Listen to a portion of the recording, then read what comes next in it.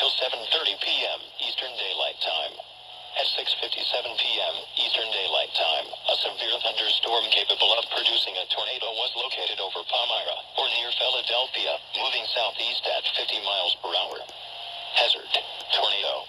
Source: radar indicated rotation. Impact: flying debris will be dangerous to those caught without shelter.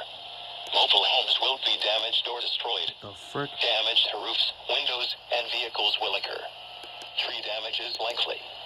Locations impacted include Philadelphia, Mount Laurel, Willingboro, Medford, Lumberton, Burlington, Mount Holly, Riverside, Palmyra, Tabernacle, Chamois, Beverly, Pemberton, Wrightstown, Wissinoming, Bramblewood, Cherry Hill Mall, Tacony, Marlton, and Leisuretown.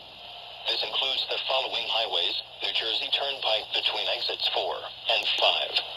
Interstate 95 in Pennsylvania between mile markers 26 and 33. Interstate 295W Jersey between mile markers 36 and 49. Precautionary/preparedness actions. Take cover now. Move to a basement or an interior room on the lowest floor of a sturdy building.